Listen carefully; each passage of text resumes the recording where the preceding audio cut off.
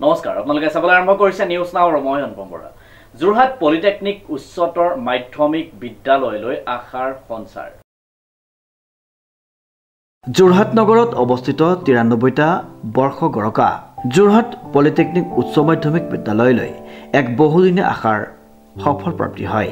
উল্লেখযোগ্য যে ঐতিহ্যমণ্ডিত তথা বহু গৰিমা বহন কৰা বিদ্যালয়খনৰ আন্তঃগাঁথনিৰ কিছু শোচনীয় অৱস্থা হোৱাৰ বাবে ক্ৰমাৎ পিছ পৰি যোৱাৰ লগতে ছাত্ৰ ছাত্ৰীৰ সংখ্যাও কমি গৈছিল। কিন্তু বহু প্ৰচেষ্টাৰ অন্তত যোৰহাট বিধানসভা সমষ্টিৰ বিধায়ক হিতেন্দ্ৰনাথ গোস্বামীৰ তৎপৰতাত বিধায়ক পুঁজিৰ পৰা 10 লাখ টকা অনুদানেৰে বিদ্যালয়খনৰ ক্ৰমাৎ জহি যোৱা 6টকীয়া কোঠা অত্যাধুনিকভাৱে মেৰামতি কৰি বিদ্যালয়খনক এক নতুন মাত্ৰা প্ৰদান কৰে, যাৰ বাবে উৎফুল্লিত হৈ পৰে বিদ্যালয়খনৰ শিক্ষক শিক্ষয়িত্ৰীসকলৰ লগতে প্ৰাক্তন ছাত্ৰ ছাত্ৰী তথা বিদ্যালয়ৰ পৰিচালনা সমিতি।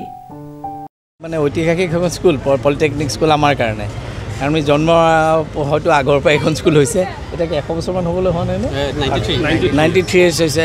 গতিকে যোৰহাট শৈক্ষিক মহানগৰী বুলি কয়, এইখনো অত্যন্ত সময়ত গুৰুত্বপূৰ্ণ স্কুল আছিল। কিন্তু কালক্ৰমে আজিকালি ইংলিছ মিডিয়ামৰ অলপ প্ৰভাৱ বেছি হৈছে আৰু সেইকাৰণে তেনেকুৱা ধৰণৰ স্কুলবিলাক খোল খাইছে।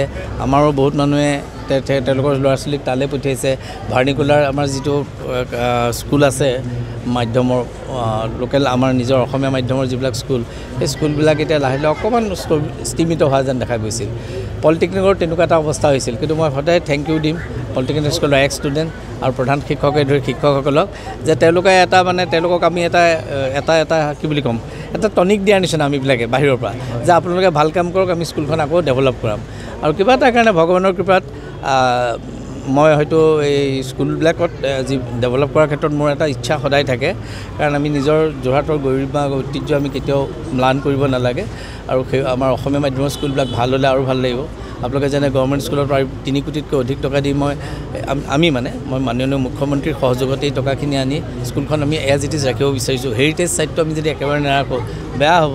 কিছুমান স্কুল আমি বনাবলৈ দিছোঁ য'ত আমাৰ ইমান পইচা নাই, কিন্তু পৰাপক্ষত পলিটেকনিক আছাম টাইপৰ স্কুলখন ৰখাৰ কাৰণে মোৰ বৰ ইচ্ছা আছিল।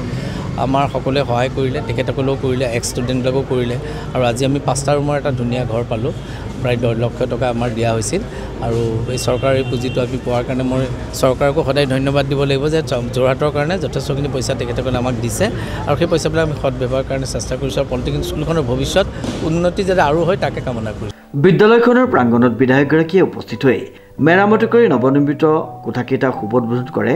লগতে বিদ্যালয়খনত অনুষ্ঠিত কৰা সভাত অংশগ্ৰহণ কৰি যোৰহাটৰ গৰিমা ঐতিহ্যক কেতিয়াও ম্লান হ'বলৈ নিদিয়াৰ কথা প্ৰকাশ কৰে। মানে যোৰহাটৰ সমাজত অৱস্থিত এখন অত্যন্ত ঐতিহ্যমণ্ডিত এখন স্কুল।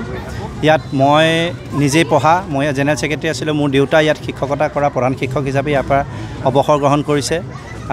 এই স্কুলখনৰ এটা বিশেষকৈ খেলা ধূলাৰ ক্ষেত্ৰত যি সুনাম আছিলে, সেই সুনাম কালক্ৰমত আজি আমি যি দেখিছোঁ যে ইংৰাজী মাধ্যমৰ বিদ্যালয়ৰ মানে আগ্ৰাসনৰ হৈ যিদৰে অৱক্ষয় হৈছিলে, সেই ফলশ্ৰুতিত আচলতে বহুত আমি বিদ্যালয় আমি এমালগেমেট কৰা দেখিছোঁ চৰকাৰে বাধ্য হৈ, বা ইমান ছাত্ৰ ছাত্ৰীৰ সংখ্যা কমি গৈছে। এই স্কুলখনত আমি পঢ়োঁতে কিন্তু অকল ছাত্ৰ আছিলে, আজি ছাত্ৰীও আহিছে ইয়াত।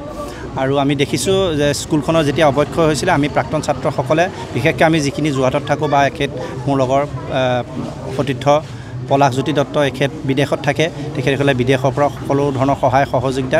আৰু আমাৰ এজন প্ৰাক্তন ছাত্ৰই তেখেতৰ পিতৃৰ নামত, তেখেত যোৰহাট নগাঁও কলেজৰ উপাধ্যক্ষ আছিলে, তেখেতৰ নামত এই 4.5 লাখ টকা ব্যয় কৰি নিজৰ ব্যক্তিগতভাৱে এটা প্ৰধান শিক্ষকৰ কোঠাটো নিৰ্মাণ কৰি দিছে। আৰু আমাৰ যোৰহাটৰ মাননীয় বিধায়ক ডাঙৰীয়াৰ যি প্ৰচেষ্টা, সেই প্ৰচেষ্টাত আজি বন্ধ উপক্ৰম হ'বলৈ ওলোৱা বিদ্যালয়খন এটা নতুন মানে প্ৰাণ পাই উঠিছে।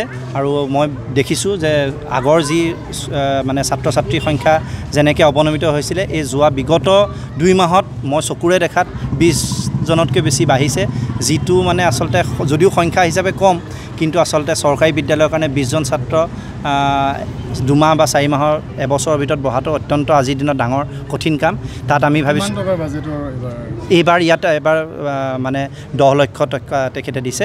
এইটো আচলতে অৰিজিনেলি আছিলে, যিটো ডিজাইন আছিলে, বা সেইটো পুনৰ নিৰ্মাণ কৰিছে। আচলতে যিখিনি বেয়া হৈ গৈছিলে সেইখিনি পাত ওখ কৰি পানী সোমাইছিলে, ৰাস্তাবোৰ মানে ওখ হোৱাৰ কাৰণে বিদ্যালয়ৰ যিটো ফাউণ্ডেশ্যন আছিলে সেইটো অলপ তলত বহি গৈছিলে ওখ কৰি সম্পূৰ্ণ এটা নতুন ৰূপ দিয়া গৈছে আৰু ভাবিছোঁ অনাগত 20-30 বছৰৰ কাৰণে এইটো সুন্দৰকৈ চলি থাকিব আশা কৰিছোঁ যে এইখন হাই ছেকেণ্ডেৰী হওক আমি ইয়াতে আছোঁ আমি স্কুলখনৰ সদায় উত্তৰোত্তৰ উন্নতি কামনা কৰিছোঁ আৰু আগন্তুক দিনত এইখন যোৰহাটৰ অসমৰ এক খুব সুন্দৰ উল্লেখনীয় বিদ্যালয় হিচাপে গঢ় লৈ উঠিব বুলি আশা ৰাখিছোঁ শ্ৰীমন্ত মাধৱ বৰুৱাৰ ৰিপৰ্ট নিউজ নাও